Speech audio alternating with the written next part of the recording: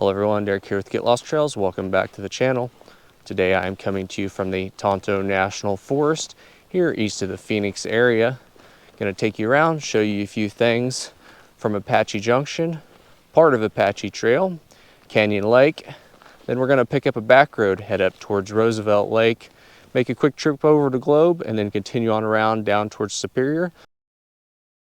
Try to check out a mine, maybe some more back roads along the way. Should be an interesting one. I've had some logistical problems with planning due to some road closures and such in the area, but still going to be a good one, so I hope you enjoy it.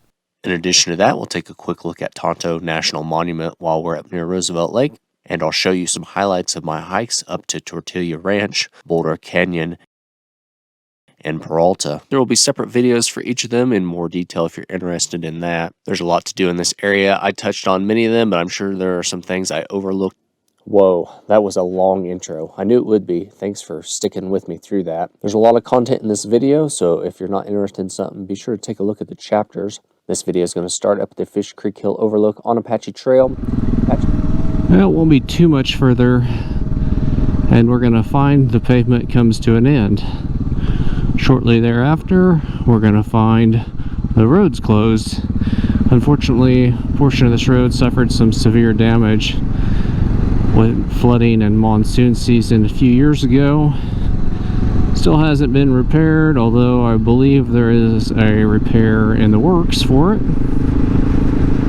Comes another fellow rider.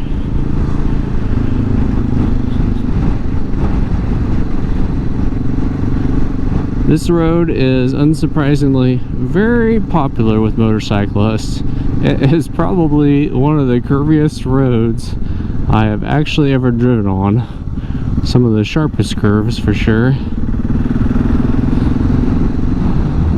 Pavement comes to an end, and normally there would be 22 miles of gravel before we return to the pavement up by Roosevelt Lake.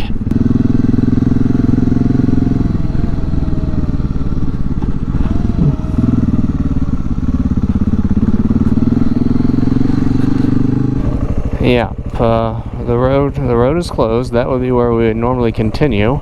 Let's step out and have a look here. Off in the distance ahead of us there, you can see Apache Trail, also known as State Route 88, winding its way down Fish Creek Hill there. Unfortunately, you can no longer read this sign. Time has gotten the best of it, but it's discussing the challenges of Fish Creek Hill and Fish Creek Canyon there. I believe that's a section of the road that was probably, again, recently destroyed by the torrential rains that they had.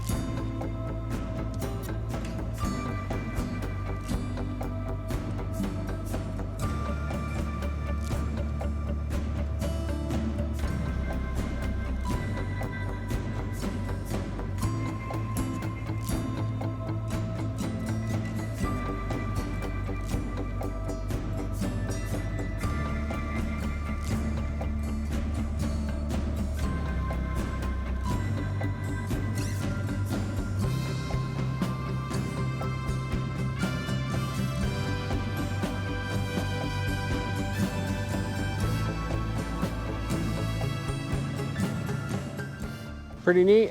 A little disappointed that the road's still closed, although I knew coming into it it was going to be. Hopefully in the near future they'll get that back open and I'll have to come back out here. Gonna head back down. Gonna try and take you for some more rides around the area as well. Coming up here to what shows as Forest Service 213 on my map. And oh, it is a road, but there's a Jeep going up it. I don't know that it's possible for me to get up it. Let's ask these people.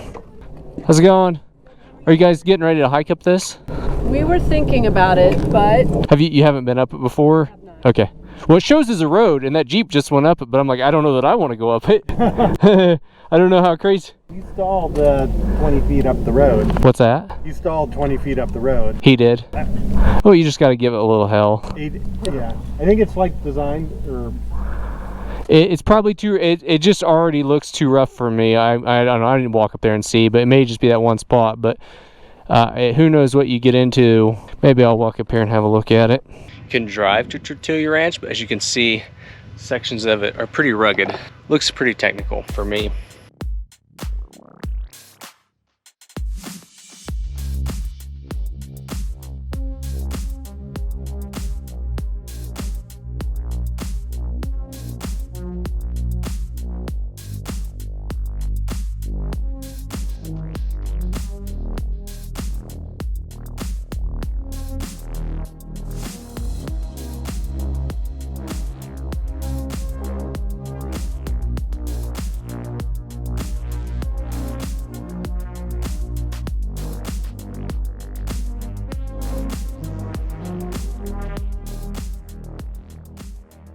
Down here in the valley now, you can see some remnants of the ranching operation here.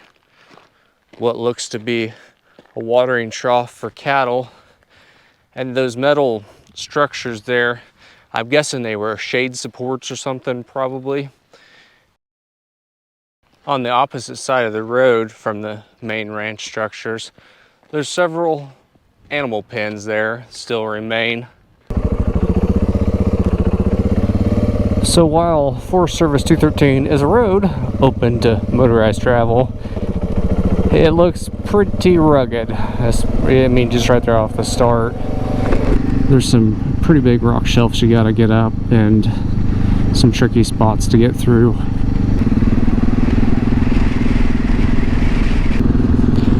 Apache Trail certainly is an amazing scenic route. Let's jump off of it here just a little bit, pick up some gravel. Gonna head out on Forest Service Road 80. According to the map, this should take us about 6.3 miles, 10 kilometers one way up here to the base or the dam of Apache Lake.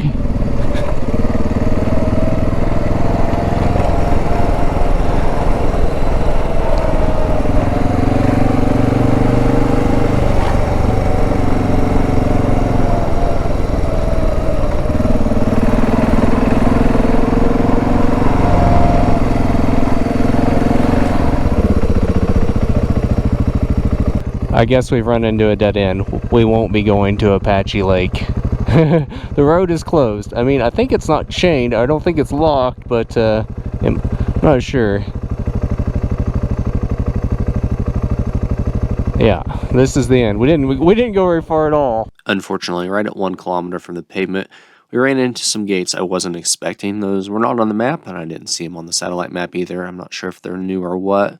But let's get off here for a moment, enjoy the view. There are a couple hikes that take off from here down to Crucifix Canyon and Black Mesa, though those are both pretty hard and I don't have time to do those today. I would say even though you can't go very far back here, it's still worth a short little drive to check it out. It is just a very basic gravel road out there to where the gate is. So if you can drive on a gravel road, you should be able to get there fine. Getting just about back out here to the highway.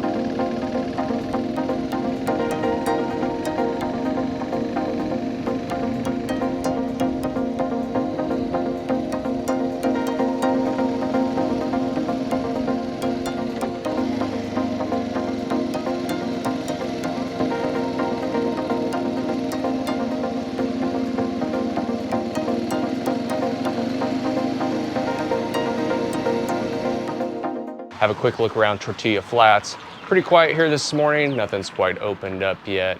Normally you drive through here in the afternoon and the evening, and this place is just packed with vehicles all along here. People roaming up and down the boardwalk. These days, it's mostly just kind of a tourist trap of sorts.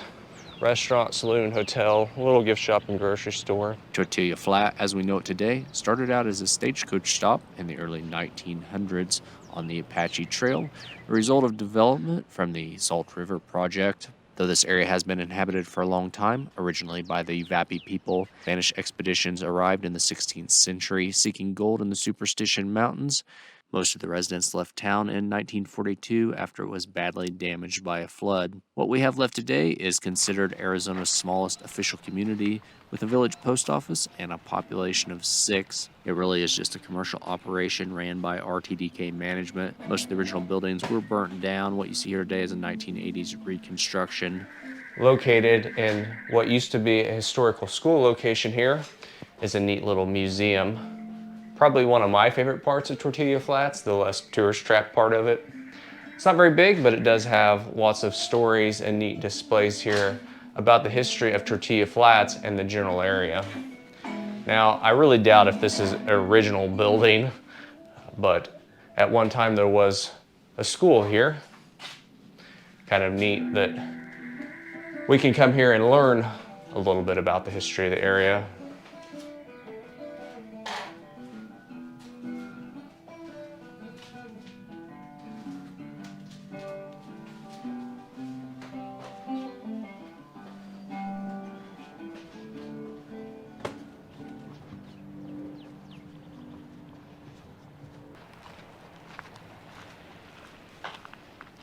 Certainly one place you don't want to end up here visiting Tortilla Flats is jail.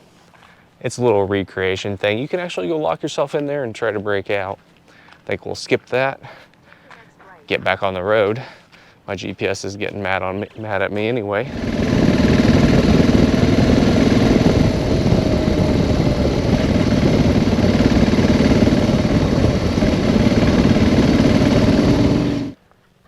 Getting ready to head out on the Boulder Canyon hike. It's about 5 miles, 8 kilometers in and out, 1,092 feet or 333 meters of elevation gain. You do take off from the marina area here by the lake. Once you leave the marina and cross the highway and start the hike, it's an immediate climb upward. You can see lake and marina behind us there.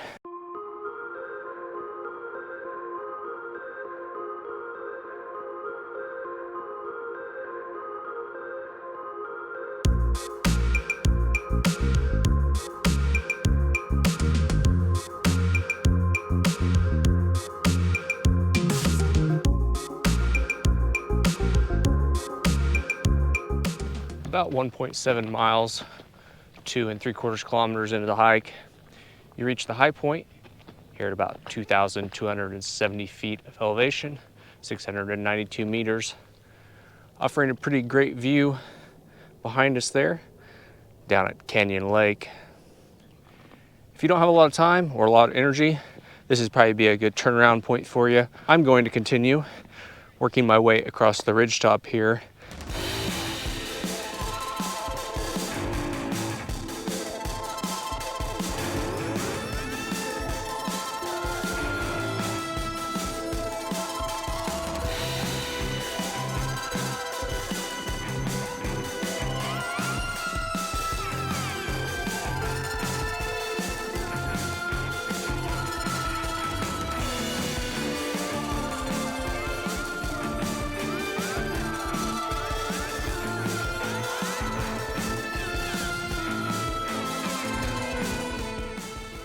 About 3 1/4 miles, 5 1/4 kilometers, we've reached our destination here, out on the edge of this point. Excellent view off in the distance, really, in every direction. Now the trail does continue beyond here, but we're going to turn around for the sake of time and energy. The trail connects on down to some other trails as well. This will be our turnaround point today. While we're here at the lake, what do you say? Why don't we go kayaking? Canyon Lake is one of the 4 reservoirs on the Salt River. It was completed in 1925. It covers about 950 acres or 300 hectares. It's not the largest of the lakes, but it's a very pretty lake the way it's set in here. Canyon Lake is about 15 miles or 24 kilometers outside of Apache Junction on Apache Trail.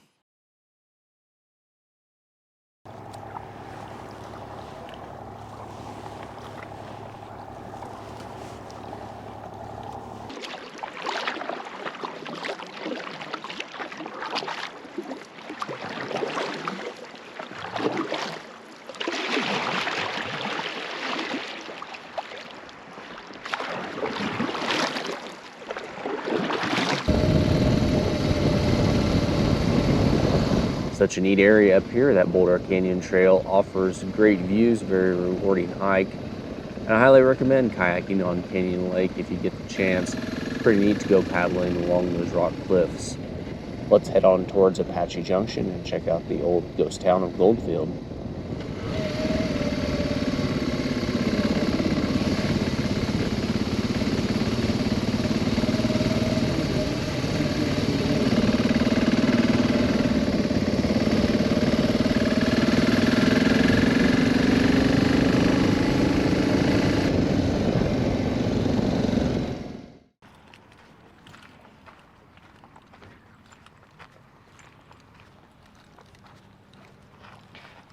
I want to take you through a quick walk around the ghost town of Goldfield, here east of Apache Junction. Today, it's kind of a tourist trap, so I'm not going to spend a lot of time on it, but it is a real ghost town. Town of Goldfield, founded here in 1893 after the discovery of gold in the area. Post office was established here later that year, but was discontinued in 1898 after 5 years when the mines started to dwindle.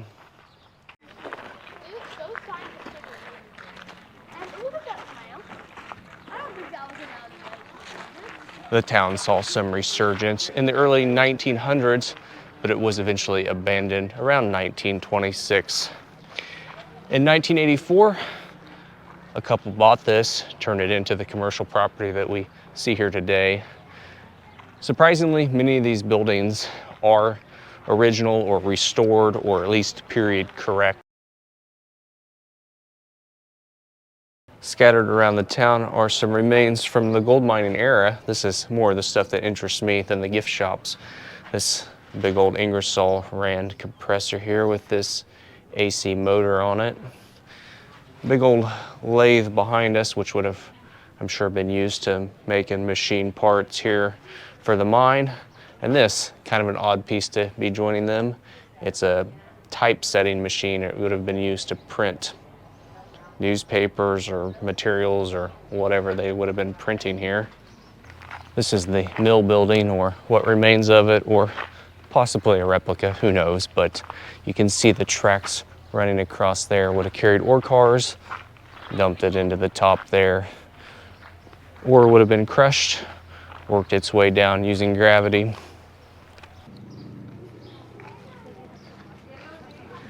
As you can imagine, every one of these buildings has been turned into some sort of commercial revenue generating operation today, be it a gift shop, a restaurant, a museum that you have to pay to go in, $7 I think. There's also a couple other things you can do here. The train ride I think is 12 for adults. Gold mine tour, also 12 for adults. Looks like they've even been able to monetize their windmill by turning it into a cell phone tower.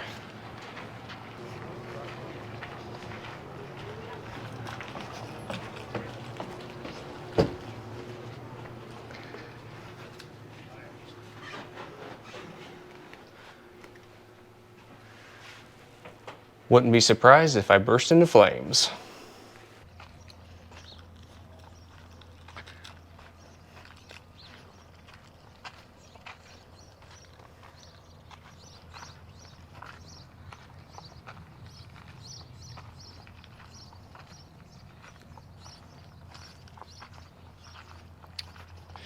Real cemetery here where presumably real miners were buried and their families. Don't have much information on it, and I think these headstones are probably reproductions or have been replaced, although that one looks pretty old. Can't make it out, but I think that's gonna do it for the quick tour of Gold Town there. If you're like me, it's not a place you're probably gonna wanna spend a lot of time. Probably good for families and stuff. It's not too busy yet this morning, but it's barely 10 o'clock here. Later in the afternoon, weekends, this place is a zoo. I've driven by here multiple times. This parking lot, which is quite big, is overflowing with people and gets a little hectic for me. But if you happen to be driving by, it's not too crazy. It's worth taking a quick stop, having a look around, seeing a little bit of history, grab you some souvenirs if you want. on the outskirts of Apache Junction. Right now I'm on Usury Road, headed east, pick up the Bush Highway here in just a little bit, head up and ride the Four Peaks area. That is an easy rated trail that connects you from the Bush Highway up towards Roosevelt Lake, bypassing the town of Payson in the process. The Bush Highway up to Payson is a very popular route for motorcyclists or tourists in general. It's all paved. Four Peaks route, of course, is not. Coming over by the Saguaro Lake here. This is the lower of the four lakes. I'm gonna run over there and have a quick look while we're this close, because I don't think we'll be coming back by here.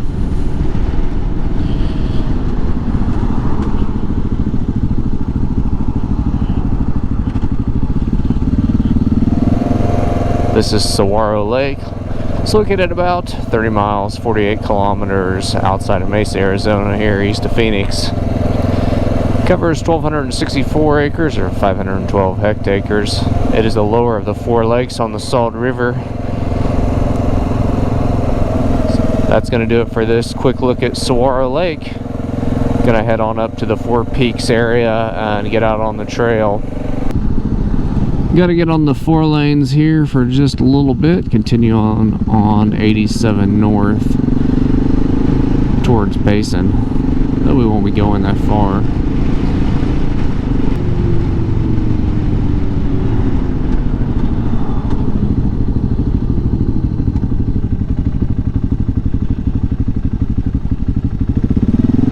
Oh, that's neutral.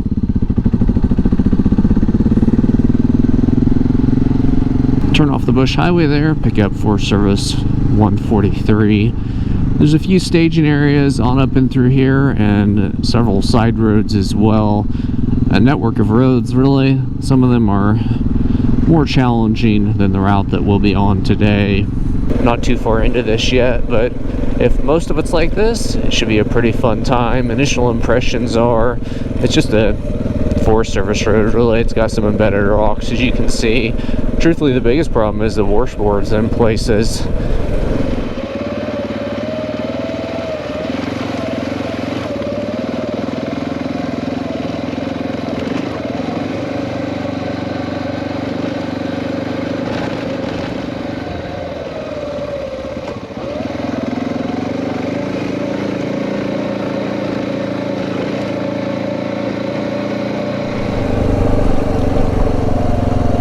Right off the bat here, we're into some pretty nice twisty scenic route. Oh, it's not biffed there.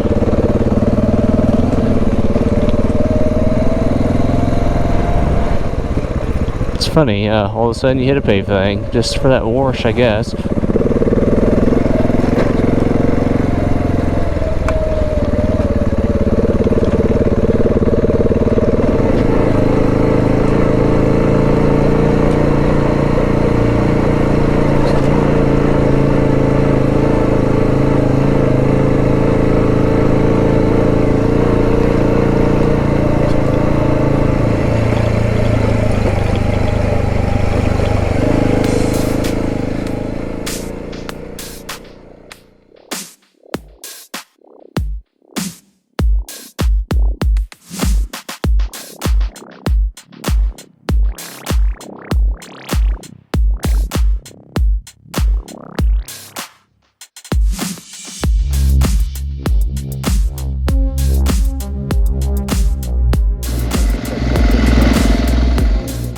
As it sometimes does, the GoPro decided to disregard my external mic and go back to its own.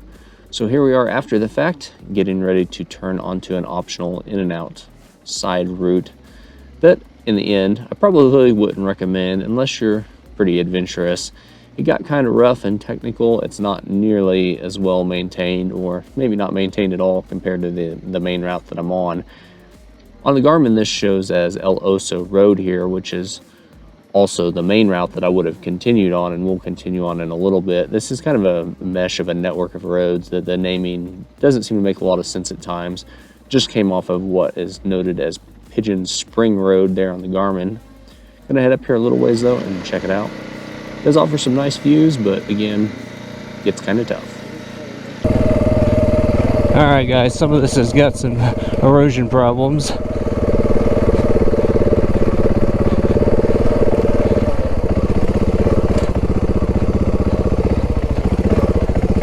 Oh, come on, baby.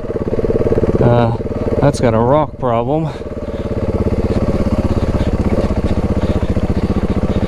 Oh. Oh. Nope.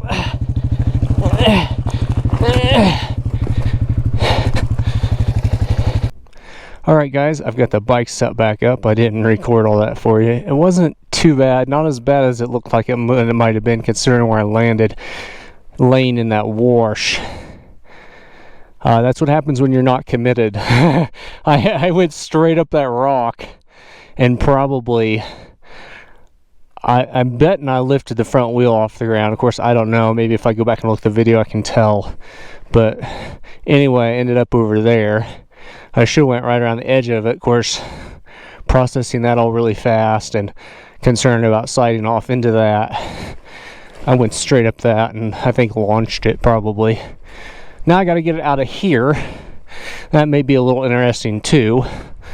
But I think we'll try to walk it out of here and hopefully this doesn't get worse.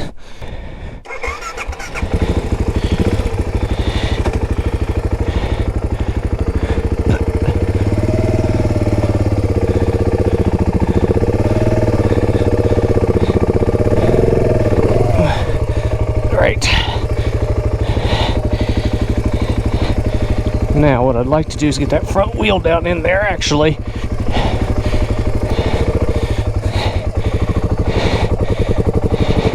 Because the back wheel, oh, it's gonna come out of there, is it? I didn't really want it to come out of there. Maybe I can get it rolled back down in there now. Yeah, there we go.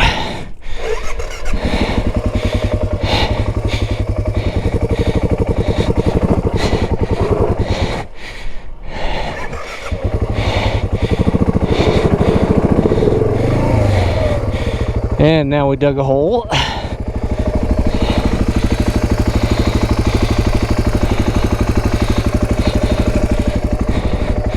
Maybe I should get on it and get some traction. All right. Maybe we can ride it out of here. I don't know. Or not.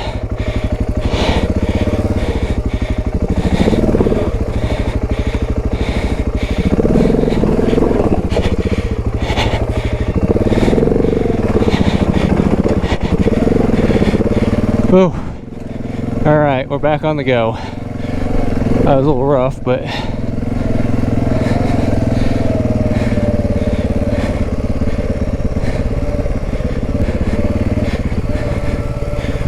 oh,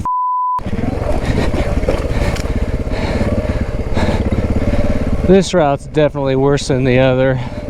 Yeah, see, it's like stuff like this you're gonna have to be a little careful on.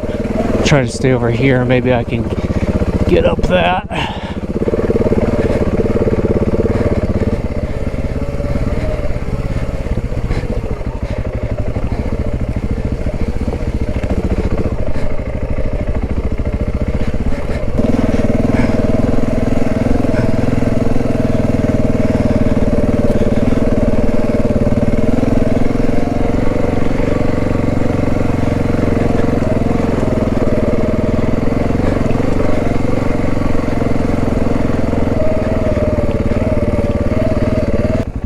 Well, I ran out of my track. I'm still on road 422 here. I don't think I made it to where I intended to go. I think something just got lost in translation. I don't know how far I've went, but I was about to tell you how committed I was to getting to the end of it and seeing if there was anything there worth coming out here for, and so far it doesn't excite me that much. And I just come around this corner and that looks kind of right up there. So I'm gonna take a minute, get off, walk up there and look at it, see what I think, and then I may turn around because it's kind of dicey in places. And this would be what's coming next for me if I continued. I'm not mentally committed enough to do this. I mean, I don't know where the best line is. Maybe to this side, maybe up this, but what do you do when you get here? And then, you know, there's already been enough sketchy spots that I got to get back through. So I think we're going to abort this one. All right, we're turned around here, headed back the direction I came on 422, back to the main route 143. Initially I said the trail today would be about 30 miles, 48 kilometers. And if you just stay on the main route and skip this side trail, that is about what it is. I didn't realize that part of my track didn't get put in the GPS. So if you do all this side trail plus the main route, you're more like 48 miles, whatever that is in kilometers. But yeah, just if you're unsure about things, maybe just stick to that main route. It looked like it was going to be over my head. It already kind of was over my head, to be honest with you, but I was at least somewhat committed to getting out there and seeing what the trail was like. But I saw what the trail was like, and when I got to start picking up my bike, that's probably an indicator that I need to get off of it. Plenty of sketchy stuff like all this. Yeah, see how rocky that is? I mean, you got to be really careful where you go.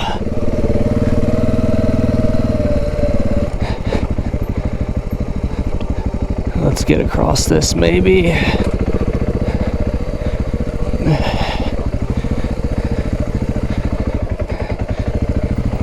Nope.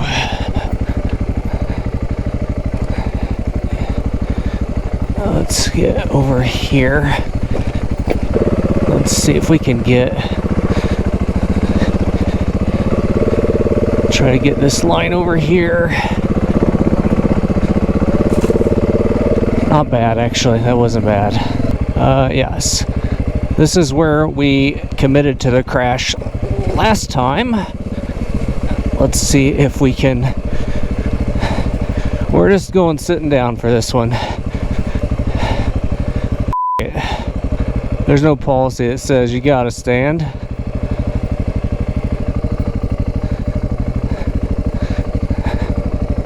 Although it might be preferable. Yeah. All right. Hey, look at that view. Better watch where the f I'm going, though, eh?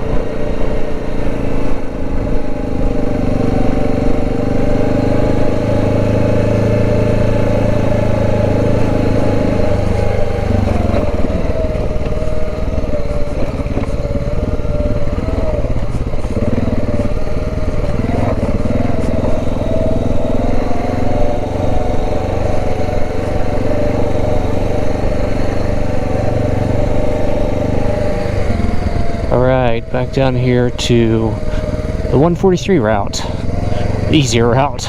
Glad to be back to this. That other route, I mean, maybe at the time, or maybe at the time the information was written, it was in better shape than that, or, you know, easy for a Jeep is not necessarily easy for a motorcycle too. That's the other part of it. Now we're getting over here closer to this old microwave tower now. It looks like a Cold War relic to me. It said it was owned by American Tower, and I'd say it's disused because there's no FCC ID ASR number on the information panel. So it's probably one of those situations where it's just cheaper to leave it here than to take it down.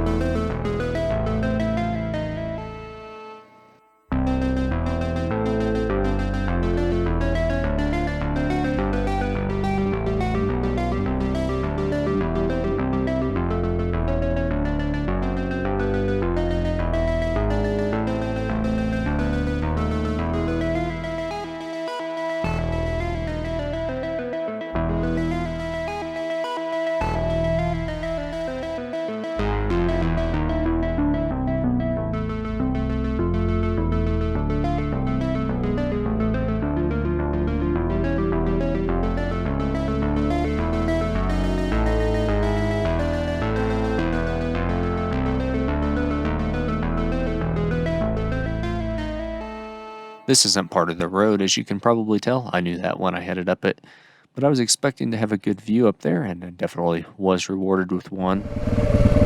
Nice view of Roosevelt Lake there off in the distance, working our way on down to that.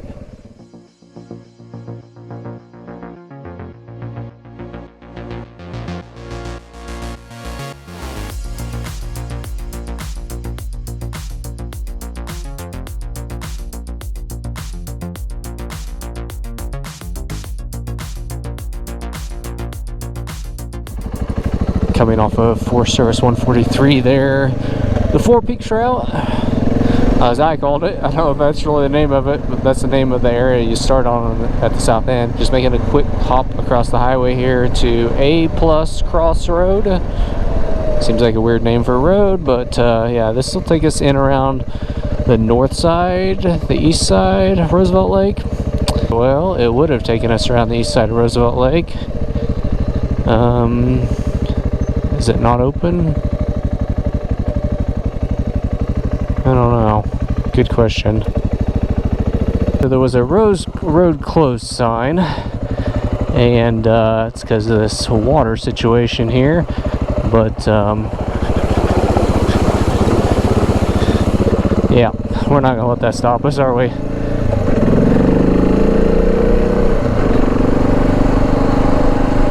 Well, I said I wasn't going to let the water stop us, but that looks much more serious up there. That looks much more serious.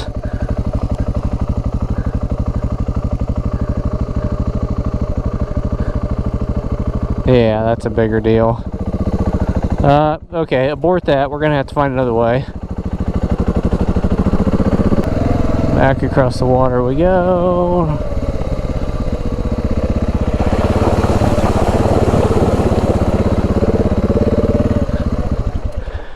There's a much more serious water problem down there. Yeah. Lots wider and looks like a lot more. I wouldn't gonna cross it. Too much flow. So, in case anybody else happens to ask, but most people will probably obey the sign, but I think I can go back that way just a little ways and maybe get across.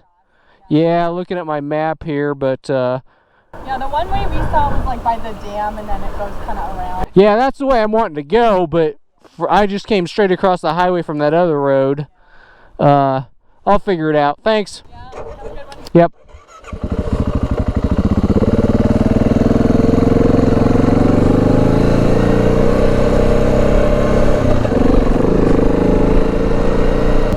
As it turns out, A+ Crossroad was closed, impassable because of the water situation there. Gonna head north here on US 88, 3 miles to Klein Boulevard. My Garmin says or shows that crossing there. Now whether or not it's open or passable, I don't know, but I'd like to get up there and get across that so I can get to the east side of the lake. Alternatively, I would just have to take the highway down there, but not what I intended to do, so let's go up here and see if we can find a way across that river. We're gonna take RX road here. My Garmin calls it Klein Boulevard, so I don't know. We'll see.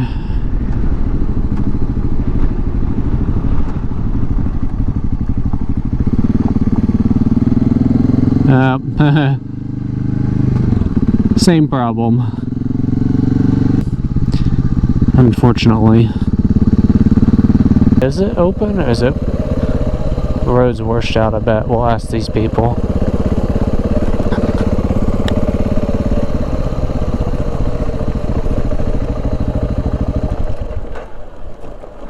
How's it going? Good, how are you? Good. Is the road washed out or the water over it? Yeah. It's washed out. Yeah, okay. So I can't. If you go fast enough, you can make it across.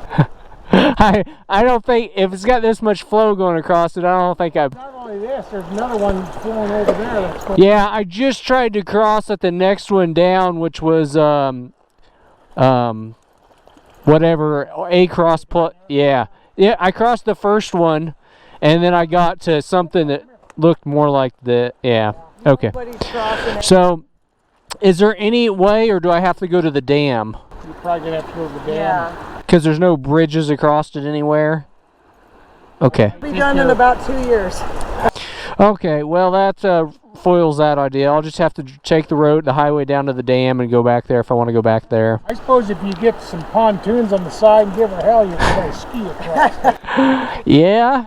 About, what, 5-6 weeks ago, one guy tried to drive across in his pickup. They had to have a helicopter get in. Oh, Jesus. He was not a happy camper. The insurance wouldn't insure his pickup because of negligence. Well, not only that, I wonder if they charged him... The sheriff gave him a ticket for $2,000, and the helicopter, we haven't heard how much that is. Probably about 25 grand. Yeah, probably. At least. When you drive past the road closed sign, it's kind of, you're at your own peril. See, the invoices say a stupid people invoice.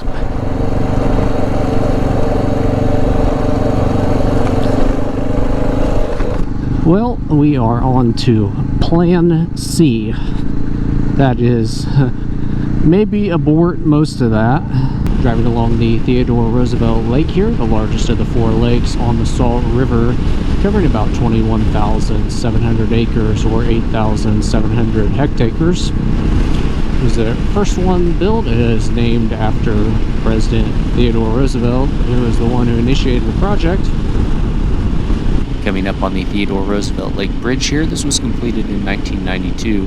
Prior to that, traffic had been going across the top of the dam, which was only one lane in recent history as the dam was designed to accommodate older, smaller vehicles. It has a total length of just under 2,200 feet, or about 670 meters. Its claim to fame is being the longest 2-lane, single-span steel arch bridge in North America.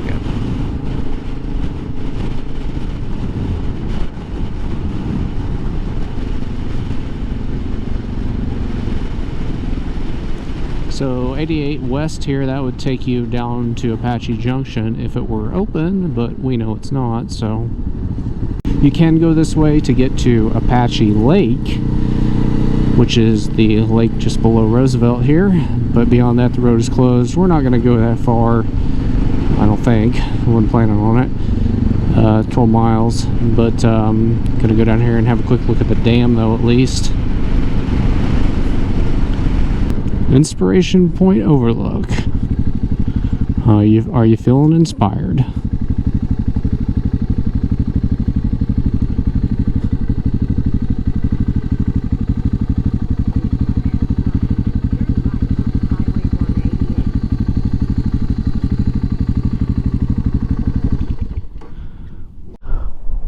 The Roosevelt Dam was completed in 1911. You can see it there in front of us. Probably not the best view with the sun where it sits right now.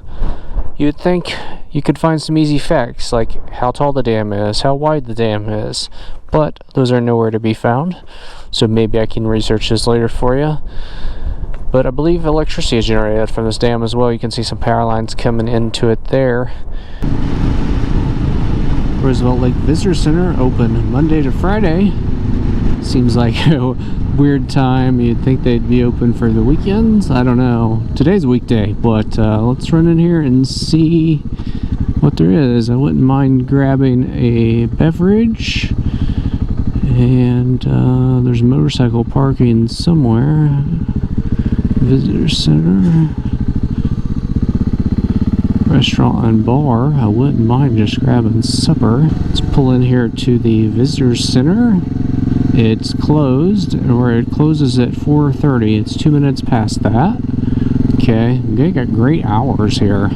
Weekdays 8 to 4:30. How nice. Let's see if they got drinking water.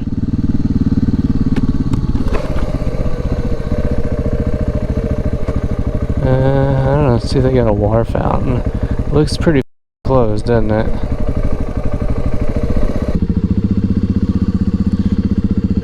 Well, I just decided to go ahead and have supper. I don't eat out that much. I was right there at the only restaurant around, and it was 5 o'clock, so I decided to go for it. Finch's Waterside Bar and Grill, or whatever it was. I had the pulled pork sandwich.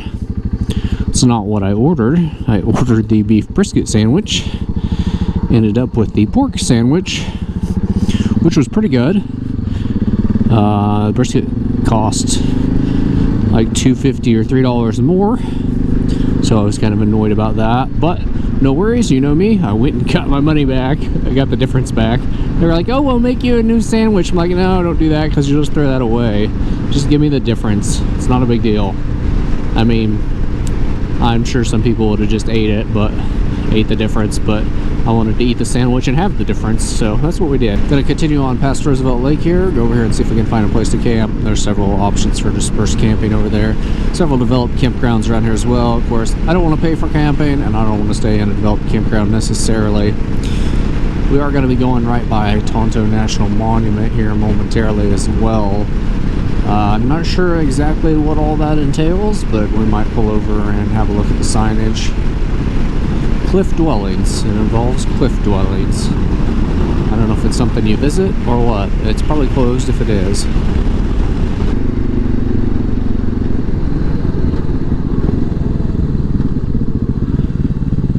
Tonto National Monument is definitely closed. Yep, so maybe we'll try to come back tomorrow.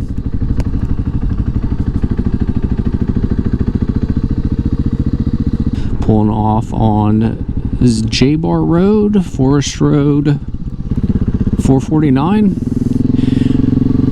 Because what I'd like to do is go back to the Tonto National Monument tomorrow in the morning when it's open. What about this road? Let's take this road. Oh, there's some people back here.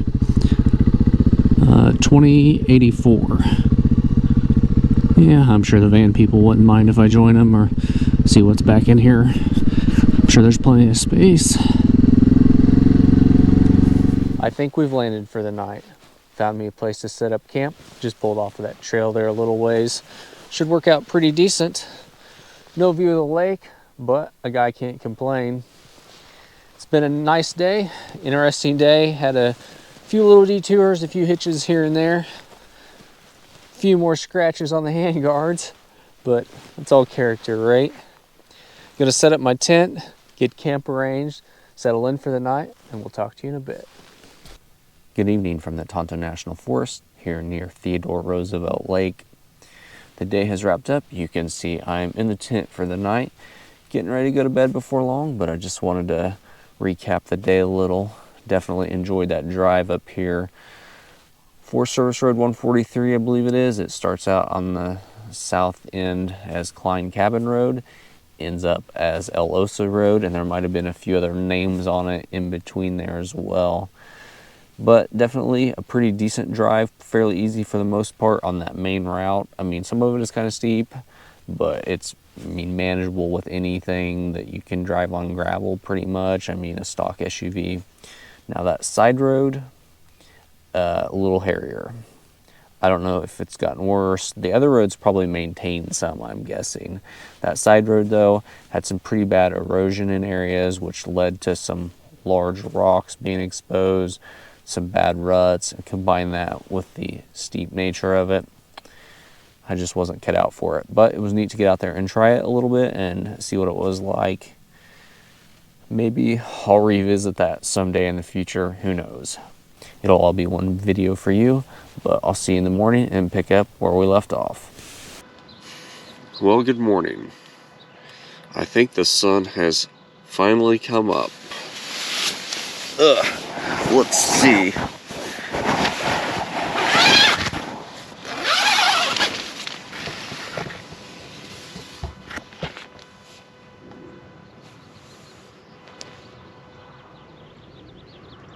Yep, in fact, once again, the sun has broken over the horizon. A new day has started. First order of business, get some tea going.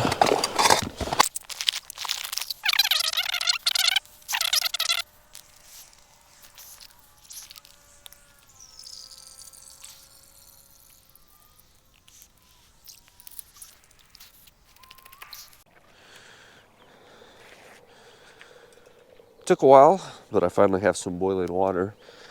This is the fuel can I took to Mexico. I think it's getting about empty.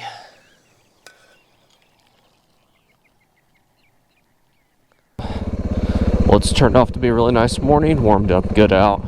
Just headed out here from my camp spot back to Highway 188. Gonna backtrack about 5 miles, 8 kilometers to the Tonto National Monument. Take a look at that real quick this morning before we continue on.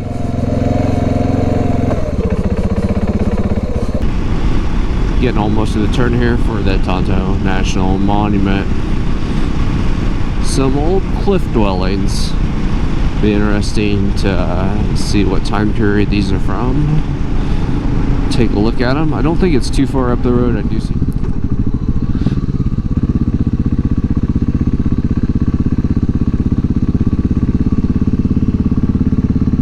Here we are at the Visitor Center, Tonto National Monument. To be honest, I didn't even know this was here.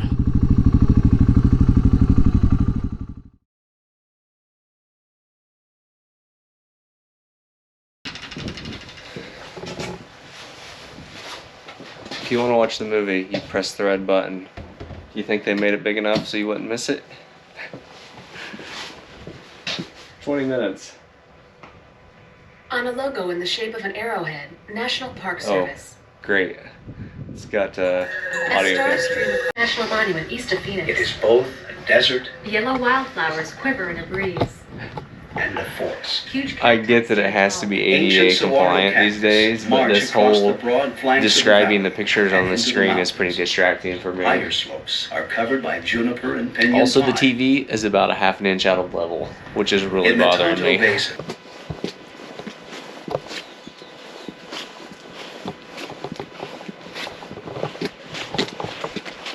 The hike from the visitor center up to the cliff dwellings is about a half mile one way.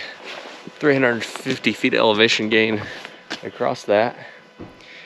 During June, July, and August, this trail does close at 12 noon here. I suppose because of the heat of the summer. But the rest of the year, the trail's open until 4 p.m. 1600 here in Arizona time, which is the same year round. It's a really pretty trail. I love the saguaros and the landscape and the rocks. Way up off in the cliff, you can see the dwellings. Of course, we're still a long ways away, and we'll get up there and get a nice close look at them in a minute. But you can see them pretty soon into the hike. The grade up this trail is nothing to laugh at. One way to get warmed up this morning. Here we are at the lower cliff dwelling. Construction began on this 20-room structure in about 1300 CE by the Salado people, who occupied the area in the 13th, 14th, and early 15th centuries. In addition to this, there's the upper cliff dwelling, which is about twice as large, but the hike is about twice as far and is only accessible by a guided tour, which has limited availability. Unfortunately, we won't be visiting that today.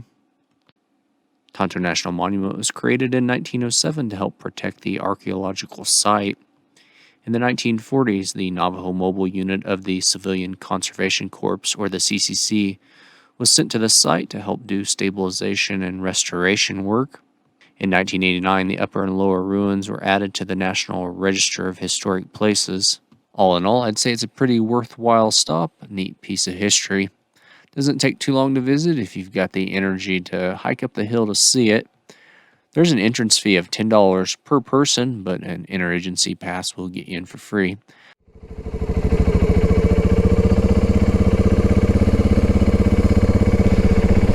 Alright, that's going to do it for Tonto National Monument. Going to continue on down to Globe, Arizona. Shows being 30 miles, 48 kilometers away. Coming up to Route 288 here. This is the road that you would take to go around the lake if you were coming from the opposite direction that I'm going. If we had been able to get around the lake, we would come out there.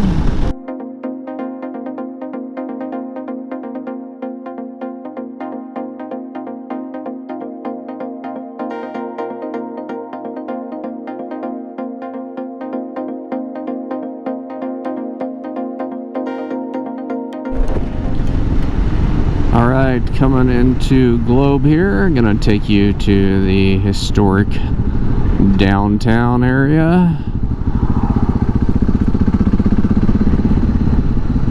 Welcome to historic downtown Globe. It was a mining town at one time, probably when it was formed.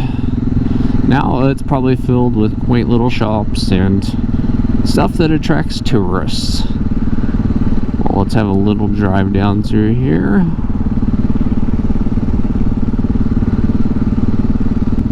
Here we are at the core of the downtown.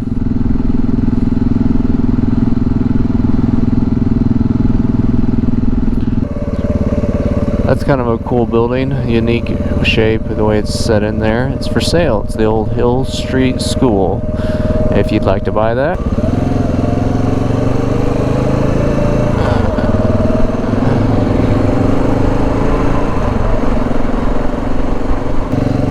Old Dominion Mine Park, and it is closed. My phone wasn't lying to me. Park shutdown planned from September 12th to January 31st. It doesn't say what year, and it says indefinitely over the top of it. So yes, come to see one thing in Globe and it's closed. I'll be honest with you, I mean, it's kind of neat, but I'm not really sure what the attraction is, I guess, unless you're into like walking around downtown and going to the shops and that sort of thing. But yeah, not my thing, not what I'm here for. Cities usually don't excite me that much, and this one seems to be no exception, so let's get out of here. Take a little drive through part of historic downtown Miami here, since we're going right by it.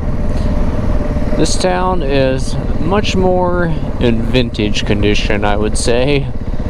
Some neat old buildings. Some of them are in a bit of sad state of disrepair, but you can imagine at one time what a thriving mining town this would have been. That could be a miner right there. A ghost from the past.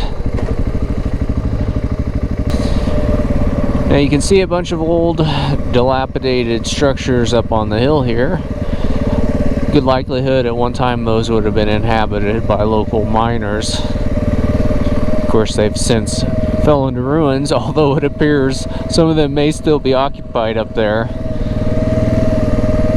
Getting out of town here, back headed into the mountains. Watch for rocks next 17 miles.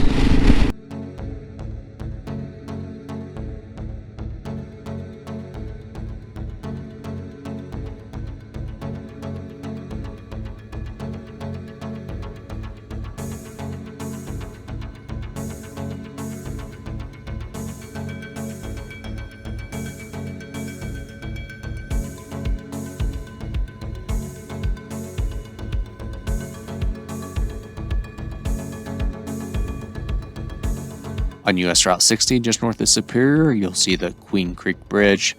Pretty neat steel arch structure built in the 1950s.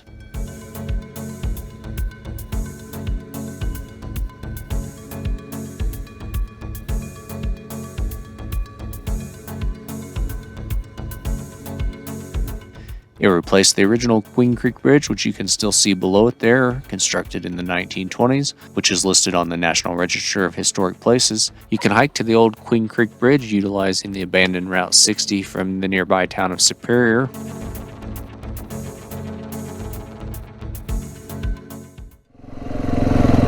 on the outskirts of the town of Superior here. Off in front of us, you can see the mountain known as Apache Leap. The story goes that in the 1870s, the U.S. Cavalry and the Apache tribe were in a battle.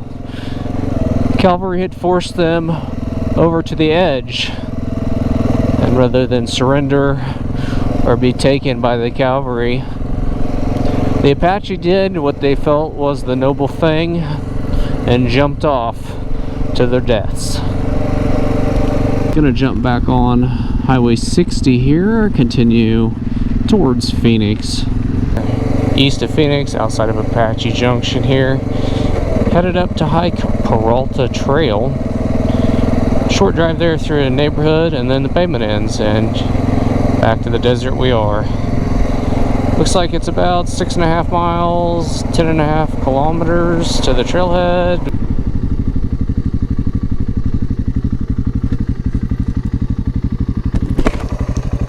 Excuse me, sir, do you know, or no, that's a ma'am. Excuse me, ma'am, do you know where the Peralta Trailhead is? No, she doesn't like me. Not very friendly.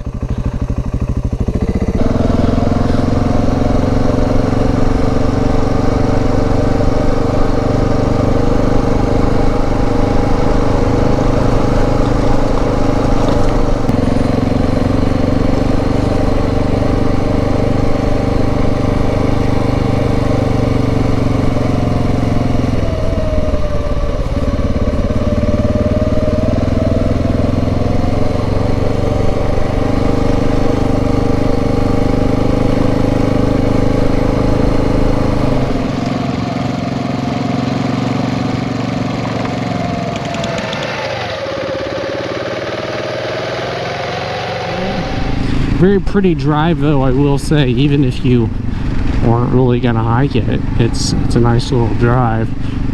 Few crossings of some washes that were flowing a little bit of water, but not too bad. Half mile to the trailhead, stuck behind a Prius. Now that is the Lost Gold Mine trailhead there. We're continuing on though, up here to the Peralta Trailhead.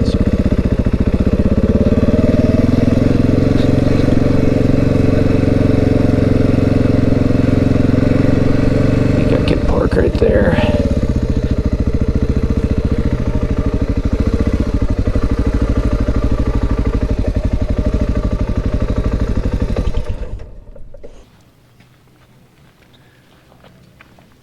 Here in the Tonto National Forest today, getting ready to head into the Superstition Mountain Wilderness. Here at the Peralta Trail, head out on a hike. It's listed as 6 miles, just under 10 kilometers in and out.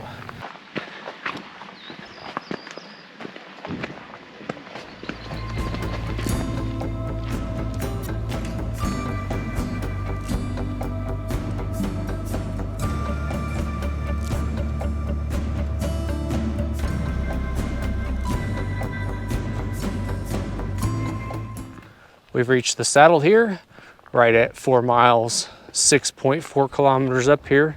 Good opportunity to take a break, get you a snack, enjoy a nice view of the Weaver's Needle off in the distance there.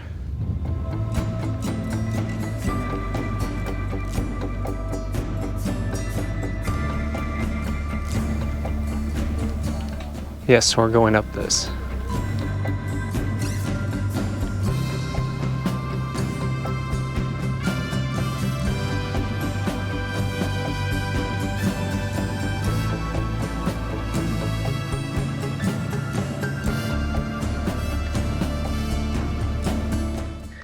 The cactus strikes again.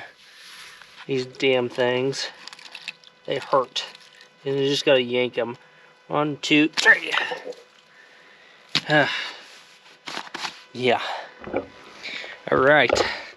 Now that we've got the cactus removed from our leg, we're getting pretty close to the end of it. So let's continue that short distance and wrap this up.